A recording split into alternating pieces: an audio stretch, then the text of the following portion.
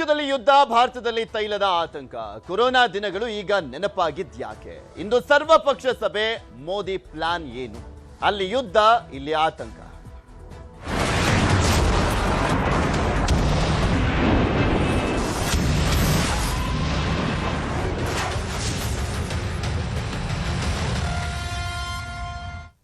ಮಧ್ಯಪ್ರಾಚ್ಯದ ಯುದ್ಧದಿಂದ ಇಡೀ ಜಗತ್ತೇ ತತ್ತರಿಸಿ ಹೋಗಿರುವಂಥದ್ದು, ಇನ್ಕ್ಲೂಡಿಂಗ್ ಭಾರತ ಕೂಡ. ಅದಕ್ಕೆ ಆಪ್ಷನ್ಸ್ ಏನು? ಯಾಕೆ ಸಿದ್ಧ ಮಾಡ್ಕೊಂಡಿರಲಿಲ್ಲ, ಅಥವಾ ಸಿದ್ಧ ಆಗಿದ್ರು ಕೂಡ ಇದು ಸಾಕಷ್ಟು ಸಮಸ್ಯೆಯನ್ನ ತಂದಿಟ್ಟಿದೆ ಅನ್ನುವಂಥದ್ದು ಇದೆಯಲ್ಲ, ಸಹಜವಾಗಿ ಆತಂಕಕ್ಕೀಡು ಮಾಡಿರುವಂಥದ್ದು. ನಾನು ಹೇಳ್ತಾ ಇದ್ನಲ್ಲ ಆರಂಭದಲ್ಲಿ, ಇಲ್ಲಿ ತೈಲದ ಭೀಕರತೆ ಏನು ಸೃಷ್ಟಿಯಾಗಿದೆ, ಅದು ಆರ್ಥಿಕತೆ ಮೇಲೆ ಹೊಡೆತ ಕೊಟ್ಟಿರುವಂಥದ್ದು. ಗಲ್ಲಿ ಗಲ್ಲಿಯಲ್ಲೂ ಕೂಡ ಜನರು ಸಂಕಷ್ಟವನ್ನ ಎದುರಿಸುವಂತೆ ಆಗಿದೆ. ಸೊ ಭಾರತ ಸಿದ್ಧವಿದೆಯಾ ಅನ್ನುವಂಥ ಪ್ರಶ್ನೆನೆ. ಪ್ರಧಾನಮಂತ್ರಿ ನರೇಂದ್ರ ಮೋದಿ ಅವರು ಮಾತನಾಡ್ತಾ ನೆನಪಿಸಿದ್ದು ಕೊರೋನಾದ ಸಂದರ್ಭವನ್ನ ನೆನಪಿಸ್ತಾ ಇದ್ರು. ಇವತ್ತು ಸರ್ವಪಕ್ಷ ಸಭೆ ಬೇರೆ ಇದೆ. ಮಧ್ಯಪ್ರಾಚ್ಯದಲ್ಲಿ 26ನೇ ದಿನದ ಯುದ್ಧ ನಡೀತಾ ಇರುವಂಥದ್ದು. ಕೊಲ್ಲಿ ರಾಷ್ಟ್ರಗಳ ಮೇಲೆ ಇರಾನ್ ಕಂಟಿನ್ಯೂಸ್ಲಿ ದಾಳಿಯನ್ನ ಮಾಡ್ತಾ ಇದೆ. ಟ್ರಂಪ್ ವಿರಾಮದ ಮಾತಿಗೆ ಡೋಂಟ್ ಕೇರ್ ಅಂದಿದ್ದಾರೆ ಇರಾನ್ನವರು. ಟ್ರಂಪ್ ಸೀಸ್ ಫೈರ್ ಅಂತ ಹೇಳಿದ್ದಷ್ಟೇ, ಕದನ ವಿರಾಮ ಅನ್ನುವಂಥದ್ದು ಹೇಳಿದ್ದಷ್ಟೇ. ಅದು ಮಾತಿಗಷ್ಟೇ ಸೀಮಿತ ಆಗಿದೆ. ಅಧ್ಯಕ್ಷ ಟ್ರಂಪ್ ಷರತ್ತುಗಳನ್ನ ಒಪ್ಪಿಲ್ಲ ಇರಾನ್. ನಾವು ಸೋತಿಲ್ಲ ಅಂತಾನೆ ಇರಾನ್ ದಾಳಿಯನ್ನ ಮಾಡ್ತಾ ಇದೆ.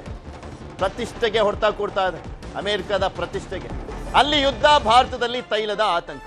ನಿಮಗೆ ತೋರಿಸ್ತಾ ಇದ್ವಿ ಬೆಳಗಾವಿಯಲ್ಲಿ, ಯಾದಗಿರಿಲೆಲ್ಲ ಅಲ್ಲಿ ಗಾಸಿಪ್ಗಳನ್ನ ಮಾಡಿ ಏನೇನೋ ಹೇಳ್ತಾ, ಸುದ್ದಿಗಳನ್ನ ಹಬ್ಬಿಸ್ತಾ, ಪೆಟ್ರೋಲ್ ಡೀಸೆಲ್ ಸಿಗದೇ ಇಲ್ಲ ಅಂತೆಲ್ಲ ಹೇಳಿ ಜನ ಕ್ಯೂ ನಿಂತ್ಕೊಂಡು ಫುಲ್ ಟ್ಯಾಂಕ್ ಪೆಟ್ರೋಲ್ ಎಲ್ಲ ಹಾಕ್ಸ್ಕೊಂಡು ಹೋಗ್ತಾ ಇದ್ದಾರೆ. ಅಂತ ಪರಿಸ್ಥಿತಿಯನ್ನ ತಂದಿಟ್ಟಿದ್ದಾರೆ.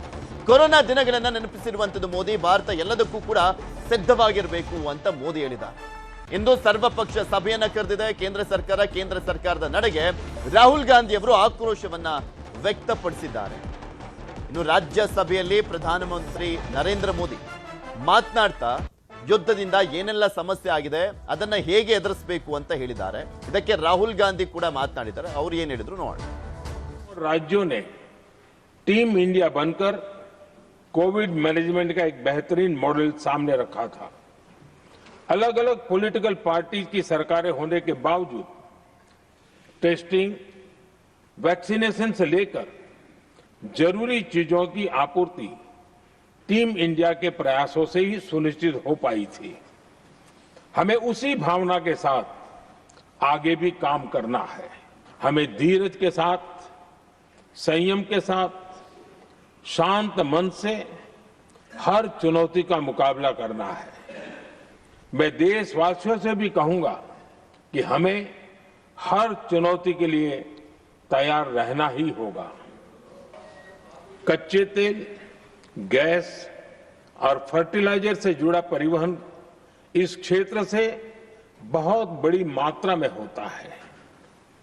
युद्ध के बाद से ही हॉर्मुज स्ट्रेट में जहाजों का आना जाना बहुत चुनौतीपूर्ण हो गया है कि जहां से भी संभव हो वहां से तेल और गैस की सप्लाई भारत पहुंचे। लेकिन इस युद्ध से बनी वैश्विक परिस्थितियां अगर लंबे समय तक बनी रहती है तो गंभीर दुष्परिणाम तय है। हमारी जो फॉरेन पॉलिसी है, this is prime minister Modi's personal foreign policy. You can see the result of this. It's a universal joke. Everybody considers it a universal joke.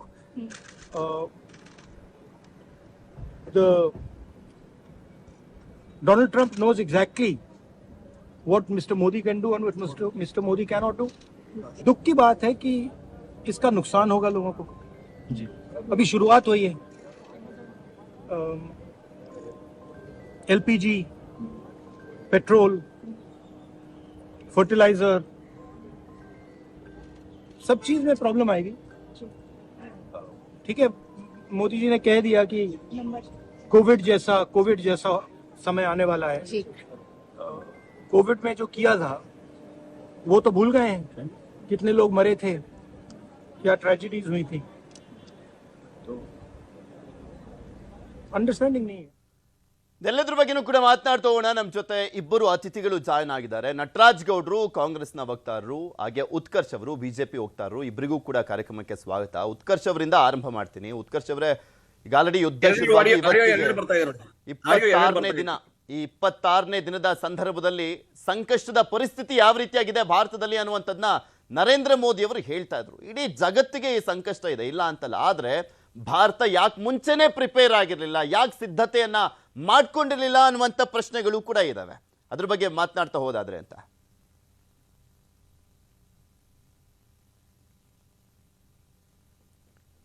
Hello Utkarsh, ನಮ್ ಧ್ವನಿ ಕೇಳಿಸ್ತಾ ಇದೆಯಾ? ಸರ್, ನಿಮ್ ಧ್ವನಿ ಕೇಳಿಸ್ತಿದೆ, ಬರ್ತಾ ಇದೆ. but ನನಗೆ ಬೇರೆನೋ ಎಕೋ ಆಗ್ತಾ ಇದೆ ನಿಮ್ಮ ಇದರಿಂದ. ಓಕೆ, ಮಾತನಾಡ್ತೀನಿ, ನಿಮ್ಮ ಲೈನ್ ಕ್ಲಿಯರ್ ಮಾಡಿಸ್ತೀನಿ. ನಟರಾಜ್ ಗೌಡ್ರು ಇದ್ದಾರೆ. ನಟರಾಜ್ ಗೌಡ್ರೆ, ಇಲ್ಲಿ ಪ್ರಮುಖವಾಗಿ ನೋಡೋದಾದ್ರೆ ಭಾರತ ಕೊರೋನಾ ರೀತಿಯ ಸಂದರ್ಭದಂತೆ ಒಗ್ಗಟ್ಟಾಗಿರ್ಬೇಕು, ಸಿದ್ಧವಾಗಿರ್ಬೇಕು ಅಂತ ಹೇಳ್ತಾ ಇದ್ದಾರೆ. ಬಟ್ ಕೇಂದ್ರ ಸರ್ಕಾರ ಯಾಕೆ ಸಿದ್ಧ ಆಗಿರಲಿಲ್ಲ, ಎಡವಟ್ಟನ್ನ ಮಾಡ್ಕೊಂಡಿದ್ರು ಅನ್ನುವಂಥ ವಿಚಾರಗಳು ಕೂಡ ಸಹಜವಾಗಿ ಚರ್ಚೆ ಆಗ್ತಾ ಇರುವಂಥದ್ದು. ಏನ್ ಹೇಳ್ತೀರಾ? ಸರ್ಕಾರ ಎಡವಿದೆ, ರಾಜತಾಂತ್ರಿಕ ನೀತಿನಲ್ಲಿ, ವಿದೇಶಾಂಗ ನೀತಿಯಲ್ಲಿ ಕೂಡ ಕೇಂದ್ರ ಸರ್ಕಾರ ನೀತಿ ನಡೆದಿದೆ. ಯಾಕಂದ್ರೆ ಎಡವಿದೆ. ಯಾಕಂದ್ರೆ ಯಾವಾಗ ಇವರು ಇಸ್ರೇಲ್ಗೆ ಹೋಗಿ Israel is my father land, I stand with Israel firmly ಅಂತ ಪ್ರಧಾನಮಂತ್ರಿಗಳು ಹೇಳಿದ್ರು, ಅವತ್ತೇ ನಾವು ಮಧ್ಯಪ್ರಾಚ್ಯ ದೇಶಗಳು ಮತ್ತೆ ಇಸ್ಲಾಮಿಕ್ ಕಂಟ್ರಿಗಳ ವಿಶ್ವಾಸವನ್ನ ಕಳ್ಕೊಂಡಂಗಾಯ್ತು. ಇರಾನ್ ಅನ್ನ ಖಂಡಿಸಿ ಇರಾನ್ ದಾಳಿಯನ್ನ ಖಂಡಿಸಿದ ಭಾರತ ಇರಾನ್ ಮೇಲೆ ಆದಂತ ದಾಳಿಯನ್ನ ಖಂಡಿಸಲಿಲ್ಲ. ಅದು ರಾಜತಾಂತ್ರಿಕ ವೈಫಲ್ಯವನ್ನು ತೋರಿಸ್ತದೆ. ರಾಜತಾಂತ್ರಿಕ ವೈಫಲ್ಯದಲ್ಲಿ ಹೆಂಗ್ ತೋರಿಸ್ತದೆ ಅಂದ್ರೆ, ಇವತ್ತು ಅಮೆರಿಕ ಹೇಳುತ್ತೆ ನಾವು ಸೀಸ್ ಫೈರ್ ಅಂತ, ಅಮೆರಿಕ ಹೇಳುತ್ತೆ ನಾವು 48 hours ಅಲ್ಲಿ ಯುದ್ಧ ನಿಲ್ಲಿಸ್ತೀವಿ ಅಂತ, ಅಮೆರಿಕ ಹೇಳುತ್ತೆ ಇರಾನ್ ನಾವು ಸೋಲ್ಸಿದ್ದೀವಿ ಅಂತ. ಆದರೆ ಯುದ್ಧ ಇನ್ನು ತೀವ್ರ ಆಗಿದೆ. ಈಗ ಏನಾಗ್ತಾ ಇದೆ, ಬಂದಿರತಕ್ಕಂತ ಮಾಹಿತಿ ಏನು, ದೆಹಲಿಗೆ ಇಲ್ಲದಂತಹ ಪ್ರಾಶಸ್ತ್ಯವನ್ನ ಇಸ್ಲಾಮಾಬಾದ್ಗೆ ಅಮೆರಿಕ, ಇಸ್ರೇಲ್ ಮತ್ತೆ ಇರಾನ್ಗಳು ಕೊಡ್ತಾ ಇದ್ದಾವೆ. ಮಧ್ಯಸ್ಥಿಕೆ ವಹಿಸ್ಲಿಕ್ಕೆ, ಯುದ್ಧವನ್ನ ನಿಲ್ಲಿಸ್ಲಿಕ್ಕೆ, ಮಾತುಕತೆಗೆ ಇಸ್ಲಾಮಾಬಾದ್ಗೆ ಅವಕಾಶವನ್ನ ಕೊಡ್ತಾ ಇದ್ದಾವೆ ಅಂತ ಮಾಹಿತಿಯನ್ನ ನಾವು ಇವತ್ತು ಓದಿ ಆಶ್ಚರ್ಯ ಆಗ್ಬಿಟ್ಟು ಶಾಕಿಂಗ್ ಆಯ್ತು. ನಮ್ಮ ವಿದೇಶಾಂಗ ನೀತಿ ಏನು, ನಮ್ಮ ಪ್ರಾಬಲ್ಯ ಏನು, ನಾವು ಪಾಕಿಸ್ತಾನ ಇಸ್ಲಾಮಾಬಾದ್ ಕಟ್ಟಾಗ್ತಾ ಇದ್ವಿ, ನಾವು ಅದೊಂದು ಶತ್ರು ರಾಷ್ಟ್ರ, ಭಯೋತ್ಪಾದನೆಯನ್ನು ಸೃಷ್ಟಿ.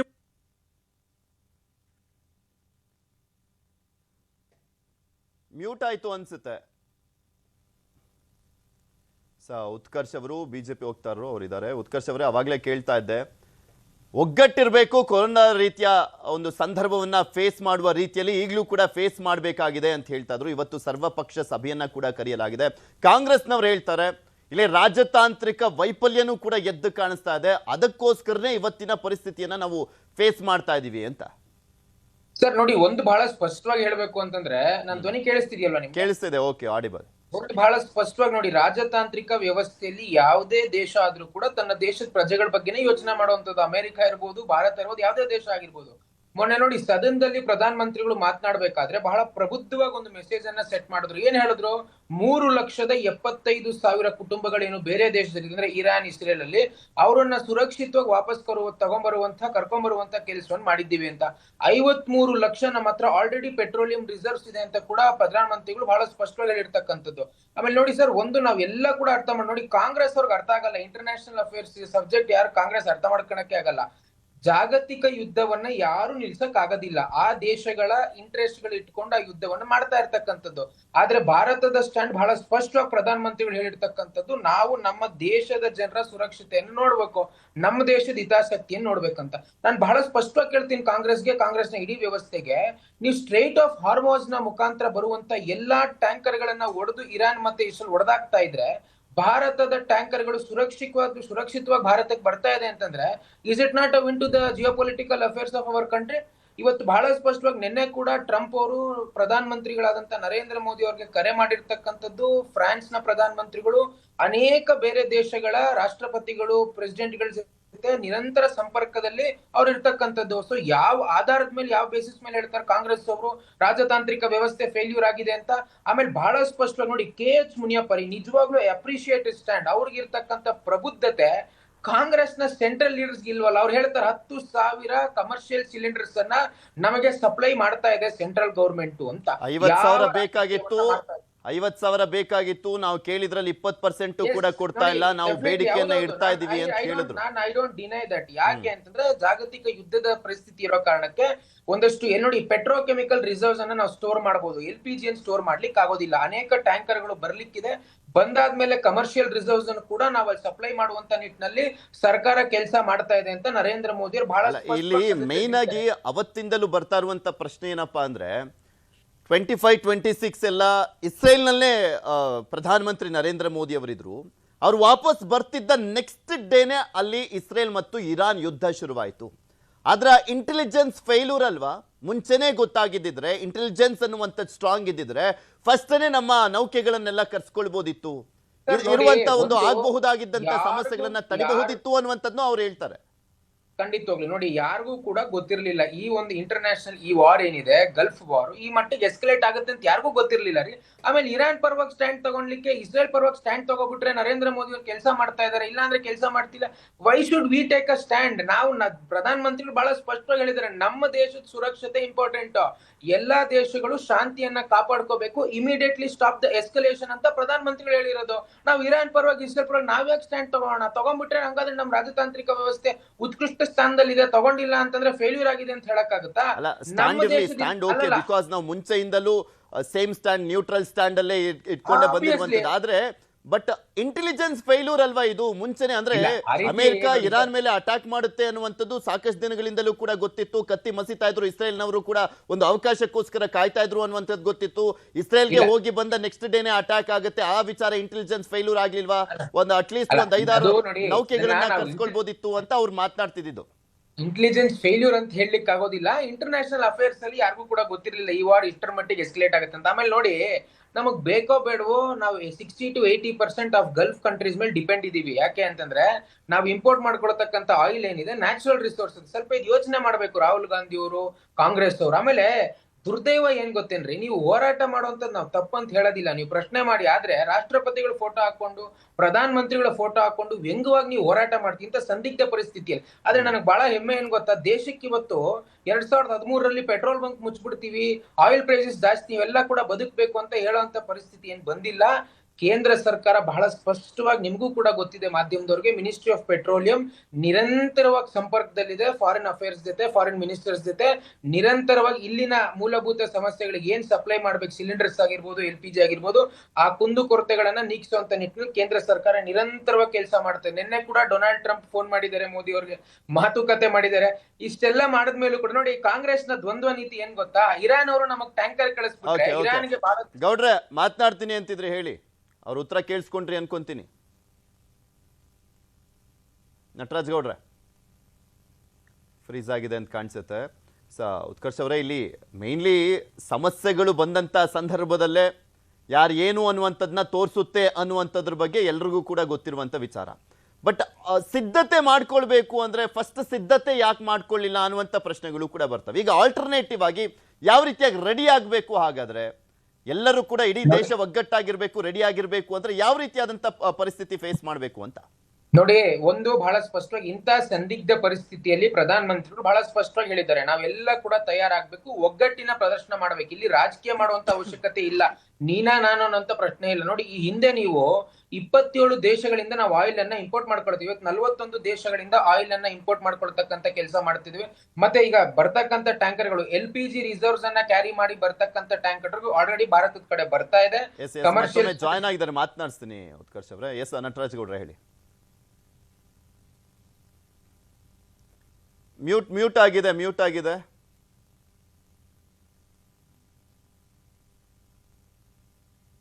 ಆಗಿದೆ, ಇನ್ನೂ ಹೋಗಿಲ್ಲ.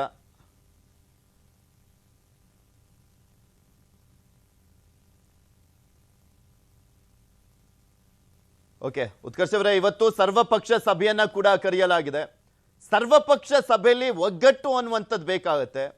ನಾವೆಲ್ಲರೂ ಕೂಡ ದೇಶದ ಅಂದ್ರೆ ನಾಗರಿಕರಿಗೆ ತೊಂದರೆ ಆಗಬಾರ್ದು ಅನ್ನುವಂಥ ನಿಟ್ಟಿನಲ್ಲಿ ಸಜೆಷನ್ ಅನ್ನುವಂಥದ್ದು ಇಂಪಾರ್ಟೆಂಟ್ ಆಗುತ್ತೆ, ವಿರೋಧ ಮಾಡುವಂಥದ್ದಲ್ಲ. ಇಲ್ಲಿ ಅದರ ಜೊತೆಗೆ ಅವರಿದ್ದಾಗ ಏನು ಮಾಡ್ತಾ ಇದ್ರು, ಅವ್ರು ಇಂಥ ಪರಿಸ್ಥಿತಿಲಿ ಏನು ಮಾಡ್ತಾ ಇದ್ರು ಅನ್ನುವಂಥದ್ದನ್ನ ಬೇಕಿದ್ರೆ ಏನಾದರೂ ತುಂಬಾ ಎಕ್ಸ್ಪರ್ಟ್ಸ್ಗಳಿದ್ರೆ ಸಜೆಷನ್ ಕೊಟ್ರೆ ಅದನ್ನು ಕೂಡ ಅಳವಡಿಸ್ಕೊಳ್ಬೇಕಷ್ಟೇ. ಖಂಡಿತವಾಗ್ಲೂ ಒಪ್ಪುವಂತ ಮಾತೆ. ಇವತ್ತೇನು ಸರ್ವಪಕ್ಷ ಸಭೆಗೆ ಕರೆದಿರ್ತಕ್ಕಂಥದ್ದು ಯಾವುದೇ ಪಾರ್ಟಿಯವರಾಗಿರ್ಬೋದು, irrespective of the political parties, ಅವ್ರ ಸಜೆಷನ್ಸ್ ಅನ್ನ ಕೊಡ್ಬೋದು. ಆದ್ರೆ ನಾನು ಇವತ್ತು ನೋಡ್ತಾ ಇದ್ದೆ, ಮಾಹಿತಿ ಬಂದಿರತಕ್ಕಂಥದ್ದು ನನಗೆ, ರಾಹುಲ್ ಗಾಂಧಿ ಅವರು ಬಾಯ್ಕಾಟ್ ಮಾಡಿದ್ದಾರೆ ಅಂತೆ, ಗೊತ್ತಿಲ್ಲ ಯಾವ ಕಾರಣಕ್ಕೆ ಅಂತ. ಸೊ ಹಾಗಾಗಿ ನೀವು ಈ ಪ್ರಶ್ನೆಯನ್ನ ಕಾಂಗ್ರೆಸ್ ಅವರು ಕೇಳಿದ್ರೆ ಸೂಕ್ತ. ಸರ್ವಪಕ್ಷ ಸಭೆಯನ್ನ ಕರೆದಿರ್ತಕ್ಕಂಥದ್ದೇ ಎಲ್ಲರ ಸಲಹೆ ಸೂಚನೆಗಳನ್ನ ತಗೊಂಡು ಇಂಥ ಸಂದಿಗ್ಧ ಪರಿಸ್ಥಿತಿಯಲ್ಲಿ ಈ ಪ್ರಾಬ್ಲಮ್ ಇಂದ ಯಾವ ರೀತಿ ಆಚೆ ಬರಬೇಕು ಅಂತ. ರಾಹುಲ್ ಗಾಂಧಿ ಅವರು ಯಾಕೆ ಬಾಯ್ಕಾಟ್ ಮಾಡಿದ್ರೆ ನನಗಂತೂ ಗೊತ್ತಿಲ್ಲ, ನೀವು ಕಾಂಗ್ರೆಸ್ ಅವರಿಂದ ಉತ್ತರ ಪಡಿಬೇಕು. ಡಿಸ್ಟರ್ಬೆನ್ಸ್ ಇದೆ, ಅವ್ರದ್ದು ಕನೆಕ್ಟ್ ಆಗ್ತಾ ಇಲ್ಲ ಸರಿಯಾಗಿ. ಎಸ್ ನಟರಾಜ್ ಗೌಡ್ರು ಮತ್ತೊಮ್ಮೆ ಸಂಪರ್ಕಕ್ಕೆ ಬಂದಿದ್ದಾರೆ. ನಟರಾಜ್ ಗೌಡ್ರೆ, ಅಕಸ್ಮಾತ್ ಕಾಂಗ್ರೆಸ್ ಸರ್ಕಾರನೇ ಇದ್ದಿದ್ರೆ ಏನ್ ಮಾಡ್ತಾ ಇದ್ರು ಅಂತ, ಹೇಗ್ ಬ್ಯಾಲೆನ್ಸ್ ಖಂಡಿತ. ಮಾಡ್ತಾ ಇದ್ರು ಹಾಗಾದ್ರೆ? ಈಗ ನಾನು ಒಂದ್ ಏನ್ ಹೇಳ್ತಿದ್ರೆ, ಭಾರತ ಅಂದ್ರೆ ಒಂದೇನೆ. ನರೇಂದ್ರ ಮೋದಿ ಮನಮೋಹನ್ ಸಿಂಗ್ ಜಾಗದಲ್ಲಿ ನರೇಂದ್ರ ಮೋದಿ ಇದ್ದಾರೆ, ನರೇಂದ್ರ ಮೋದಿ ಜಾಗದಲ್ಲಿ ಇನ್ನೊಬ್ರು ಬರ್ತಾರೆ. ಇದು ವ್ಯವಸ್ಥೆ ಬದಲಾವಣೆ ಆಗ್ತಾನೆ ಇರ್ತದೆ. ಕೇಂದ್ರ ಸರ್ಕಾರ ತನ್ನ ನೀತಿಗಳು ಏನಿರ್ತವೆ, ನಮ್ದೊಂದು ರೂಲ್ಸ್ ಇದೆ, ಸೆಟ್ ಆಫ್ ರೂಲ್ಸ್ ಇದೆ. ಆ ರೂಲ್ಸ್ ಪ್ರಕಾರ ನಾವು ಕೆಲಸ ಮಾಡಬೇಕು. ನೀವು ಅಮೆರಿಕಾಗ್ ಹೋದ್ರಿ, ಅಬ್ಕಿ ಬಾರ್ ಟ್ರಂಪ್ ಸರ್ಕಾರ ಅಂದ್ರಿ, ಚುನಾವಣಾ ಪ್ರಚಾರ ಮಾಡಿದ್ರಿ ಬೀದಿ ಬೀದಿನಲ್ಲಿ. ಈ ಇಸ್ರೇಲ್ಗೆ ಹೋದ್ರಿ, ಯುದ್ಧ ಶುರುವಾಗೋ ಸಮಯದಲ್ಲಿ ಯುದ್ಧ ಸನ್ನಿಧಿಲಿದೆ, ಅವ್ರು ತೀವ್ರ ರೀತಿಯಲ್ಲಿ ತಯಾರು ಮಾಡ್ಕೊಂತಾ ಇದ್ದಾರೆ. ಆ ಟೈಮಲ್ಲಿ ನೀವು ಇಸ್ರೇಲ್ಗೆ ಹೋದ್ರಿ, Israel is my fatherland ಅಂದ್ರಿ. ಇಸ್ರೇಲ್ ಫಾದರ್ ಲ್ಯಾಂಡ್ ಯಾವಾಗಾಯ್ತು? ಯಹೂದಿಗಳು ನಿಮ್ಮ ಫಾದರ್ ಯಾವಾಗಾದ್ರೂ ನಮ್ಗೆ ಗೊತ್ತಾಗಿಲ್ಲ. ಆದಾಗ್ಯೂ ಕೂಡ ನಾವು we stand with Israel firmly ಅಂತಂದ್ರಿ ನೀವು. ಅದು ಏನು ಸೂಚನೆ ತೋರಿಸ್ತದೆ? ನಾವು ನಮ್ಮ ರೀತಿ ನೀತಿಗಳನ್ನ ದೂರ ಇಟ್ಟುಕೊಂಡು ನಮ್ಗೆ ಬೇಕಾದಂತೆ ನಾವು ಏನೋ ಪ್ರಚಾರಕ್ಕೋಸ್ಕರನೋ ಅಥವಾ ವಿಶ್ವಗುರು ಅಂತ ಅನ್ಸ್ಕೊಳ್ಳೋಕ್ಕೋಸ್ಕರನೋ ಈ ದೊಡ್ಡ ಬಲೂನ್ ಅನ್ನು ತಯಾರು ಮಾಡ್ಕೊಳ್ತಾ ಇದ್ದೀರಾ ಅಂತ ಅನಿಸ್ಲಿಲ್ವಾ ನಿಮ್ಗೆ? ಅದು ಅನಿಸ್ತು. ಆದ್ರೆ ನೀವು ಅದನ್ನ ಮನವರಿಕೆ ಮಾಡ್ಕೊಂತಾ ಇಲ್ಲ. ಬಿಜೆಪಿ ಆಗಲಿ ಕೇಂದ್ರ ಸರ್ಕಾರ ಆಗಲಿ ಇವಾಗಲೂ ಮನವರಿಕೆ ಮಾಡ್ಕೊಡ್ತಾ ಇಲ್ಲ. ತಮ್ಮ ತಪ್ಪಂತ ಅವ್ರಿಗೆ ಅರಿವೇ ಆಗ್ತಾ ಇಲ್ಲ. ಅದೇ ಆಶ್ಚರ್ಯ ಆಗಿರ್ತಕ್ಕಂಥದ್ದು. ನೋಡಿ, ನೀವು ಇರಾನ್ ಮೇಲೆ ಆದಂತಹ ದಾಳಿಯನ್ನು ನೀವು ಖಂಡಿಸ್ತಿಲ್ಲ. ಆದ್ರೆ ಇರಾನ್ ಏನು ದುಬೈ ಮೇಲೆ ಮಾಡಿದ ದಾಳಿನ ಆಗ್ಬೋದು, ಬೆಹ್ರಾನ್ ಮೇಲೆ ಮಾಡಿದ ದಾಳಿನ ನೀವು ಖಂಡಿಸಿದ್ರಿ. ಏನ್ ತೋರಿಸ್ತಾ ಇದು? ಒಂದ್ ಕಡೆ ದಾಳಿ ಖಂಡಿಸಿದ್ರಿ, ಒಂದ್ ಕಡೆ ದಾಳಿ ಖಂಡಿಸ್ತಿಲ್ಲ. ಇವತ್ತು ಏನಾಗಿದೆ, ಪಾಕಿಸ್ತಾನ ಅಮೆರಿಕಾಗೆ ಬಹಳ ಹತ್ರ ಆಗಿದೆ. ಆಪರೇಷನ್ ಸಿಂಧೂರ್ ಸಮಯದಲ್ಲೂ ಕೂಡ ಅವರು ಅಮೆರಿಕದವರು ಸಾಲ ಕೊಟ್ಟರು ಅವ್ರಿಗೆ. ಈಗ ಏನ್ ಮಾಡ್ತಾ ಇದ್ದಾರೆ ಅಂದ್ರೆ, ಇರಾನ್, ಇಸ್ರೇಲ್, ಅಮೆರಿಕ ಮಧ್ಯೆ ಮಾತುಕತೆಗೆ, ಸಂಧಾನ ಮಾತುಕತೆಗೆ ಅವರನ್ನ ಪ್ರಮುಖ ವೇದಿಕೆ ಕೊಟ್ಟಿದ್ದಾರೆ. ಅಮೆರಿಕ ನೇರವಾಗಿ ಪಾಕಿಸ್ತಾನದ ಮುಖ್ಯಸ್ಥರನ್ನ ಕರೆಸಿ ವೈಟ್ ಹೌಸ್ ಅಲ್ಲಿ ಬಿರಿಯಾನಿ ಜೊತೆ ತಿಂತಾ ಇದ್ದಾರೆ. 2 ಬಾರಿ ಆಪರೇಷನ್ ಸಿಂಧೂರ್ ಆದ್ಮೇಲೆ 2 ಬಾರಿ ಅವರನ್ನ ಕರೆದುಕೊಂಡು ನೇರವಾಗಿ ಸಂಪರ್ಕ ಮಾತಾಡ್ತಾ ಇದ್ದಾರೆ. ಮೂರನೇದು ಏನ್ ಮಾಡ್ತಾ ಇದ್ದಾರೆ ಇವಾಗ ಅಂದ್ರೆ, ಅವರನ್ನ ಶಾಂತಿ ದೂತ ಅಂತ ಕರಿತಾ ಇದ್ದಾರೆ ಅಮೆರಿಕ. ನಾವು ಅವ್ರನ್ನ ಯುದ್ಧ ವಿರೋಧಿಗಳಂತ ಕರಿತೀವಿ, ಭಯೋತ್ಪಾದಕ ಸಂಘಟನೆ ಸೃಷ್ಟಿಕರ್ತರು ಅಂತ ಪಾಕಿಸ್ತಾನವನ್ನ ಕಟ್ಟಿ ಹಾಕ್ಲಿಕ್ಕೆ ಪ್ರಯತ್ನವನ್ನ 2008ರಿಂದನೂ ಕೂಡ ನಾವು ಪ್ರಯತ್ನ ಮಾಡ್ತಾ ಇದ್ವಿ, ಕಟ್ಟಿ ಹಾಕಿದ್ವಿ, ಇಡೀ ಪ್ರಪಂಚದಲ್ಲಿ ಅವ್ರನ್ನ ಕಟ್ಟಿ ಹಾಕಿದ್ವಿ. ಇವಾಗ ಏನಾಗ್ತಾ ಇದೆ, ನಮ್ಮ ರಾಜತಾಂತ್ರಿಕ ವಿಫಲತೆಯಿಂದ ನೀವು ಒಪ್ಕೊಳ್ಳಿಲ್ಲ ಅಂದ್ರೆ ಒಪ್ಕೊಳ್ಳಿಲ್ಲ, ಆದ್ರೆ ಪಾಕಿಸ್ತಾನಕ್ಕೆ ದೊಡ್ಡ ವೇದಿಕೆ ಸಿಗ್ತಾ ಇದೆ. ಇರಾನು, ಇಸ್ರೇಲು ಮತ್ತೆ ಅಮೆರಿಕಾಗೆ ಮಧ್ಯಸ್ಥಿಕೆ ವಹಿಸಕ್ಕೆ. ಯಾಕಂದ್ರೆ ನಮ್ಮ ಮೇಲೆ ಅವ್ರಿಗೆ ನಂಬಿಕೆ ಇಲ್ವಾ? ಇರಾನ್ಗೆ ನಮ್ಮ ಮೇಲೆ ನಂಬಿಕೆ ಇಲ್ವಾ? ಮಧ್ಯಸ್ಥಿಕೆ ನಮ್ಮನ್ನ ಯಾಕೆ ಅವರು ಅಪ್ರೋಚ್ ಮಾಡ್ತಾ ಇಲ್ಲ?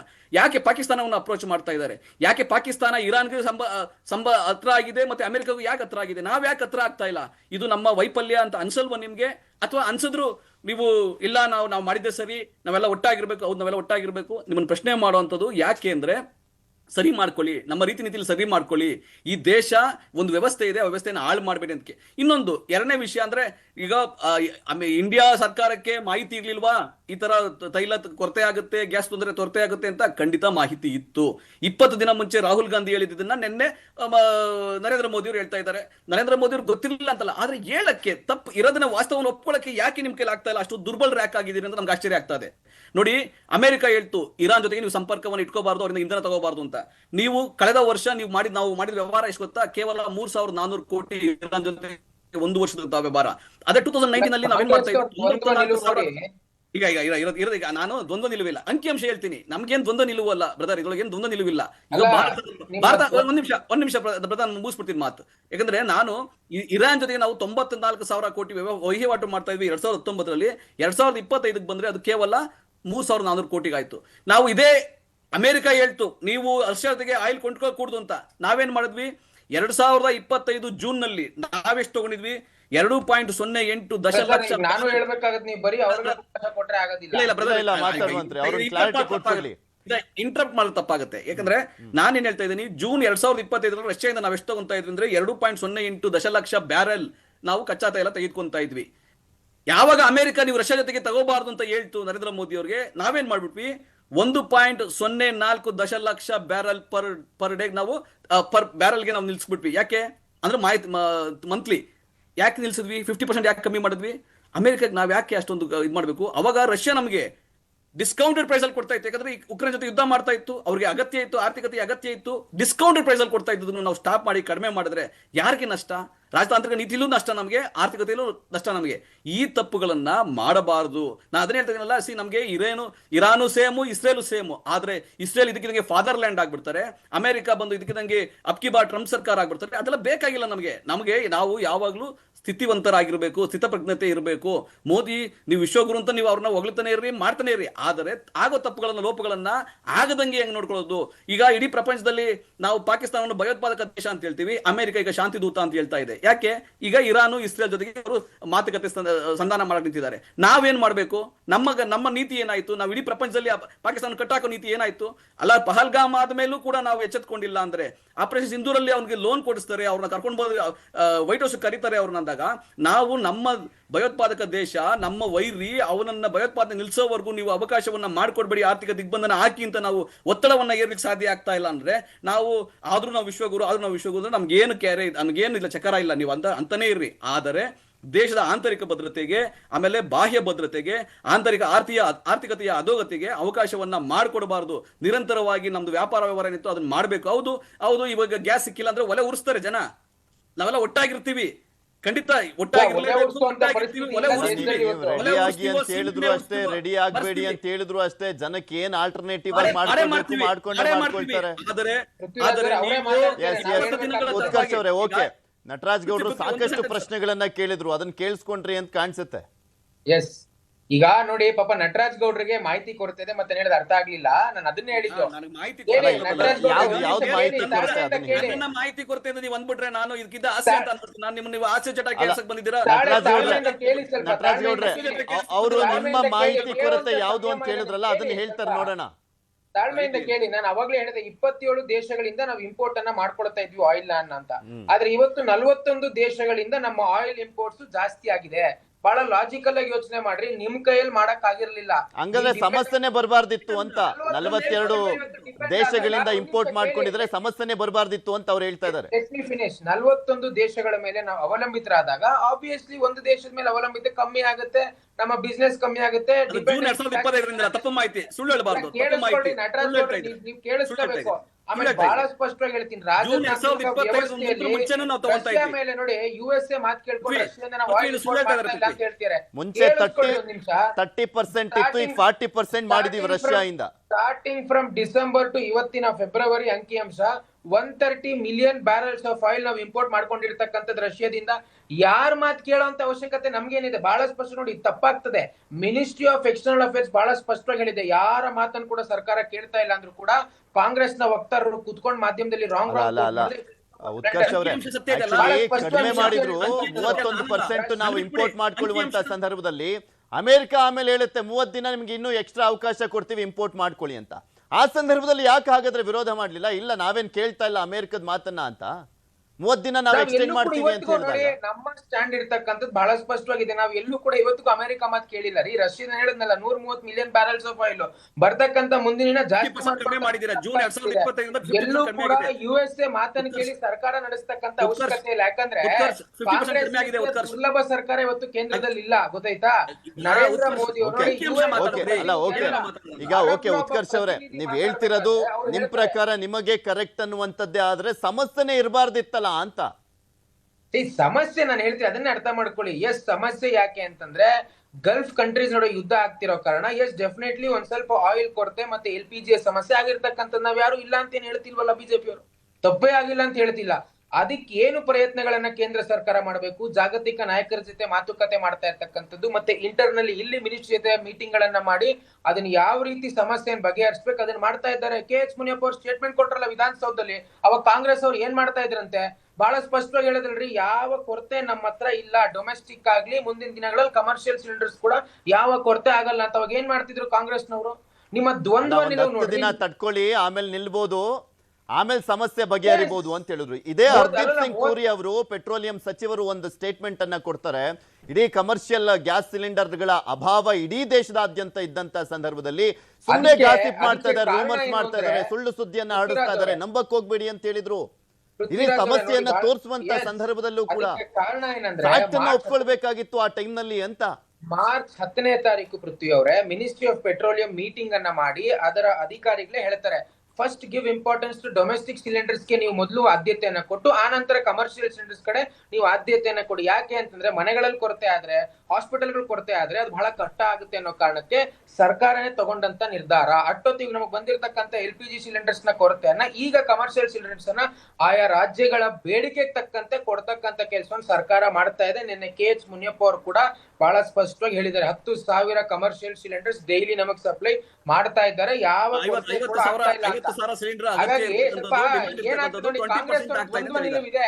ನಟರಾಜ್ ಗೌಡ್ರು ಪಾಪ 20%. ತಿಳ್ಕೊಬೇಕು. ಅಲ್ಲ ನಿಮ್ಮಲ್ಲಿ ನಾನು ಅದನ್ನ ಹೇಳ್ಬಿಡ್ತೀನಿ ಈಗ ಅಲ್ಲ ಮುನಿಯಪ್ಪ ಅವರ ಸ್ಟೇಟ್ಮೆಂಟ್ ನಾನೇ ಹೇಳ್ತೀನಿ. 50,000 ಬೇಕು ಪ್ರತಿದಿನ ಕರ್ನಾಟಕಕ್ಕೆ, ಆದ್ರೆ 16,000 ಸಪ್ಲೈ ಆಗ್ತಾ ಇದೆ ಇಡೀ ರಾಜ್ಯಕ್ಕೆ. ಅದನ್ನ ಯಾವ ರೀತಿಯಾಗಿ ಡಿಸ್ಟ್ರಿಬ್ಯೂಟ್ ಮಾಡುವಂತದ್ದು ಅನ್ನೋದೇ ಸವಾಲಾಗಿದೆ. 10,000 ಸಿಲಿಂಡರ್ಗಳನ್ನ ಹೋಟೆಲ್ಗಳಿಗೆ ಕೊಡ್ತೀವಿ ಅಂತ ಹೇಳಿದ್ದಾರೆ.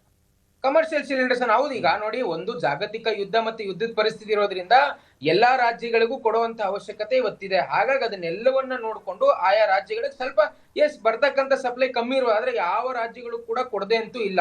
ಆಯಾ ರಾಜ್ಯಗಳ ಬೇಡಿಕೆಗೆ ಅನುಗುಣವಾಗಿ ಕೊಡುವಂತ ಕೆಲಸವನ್ನ ಕೇಂದ್ರ ಸರ್ಕಾರ ಮಾಡ್ತಾ ಇದೆ.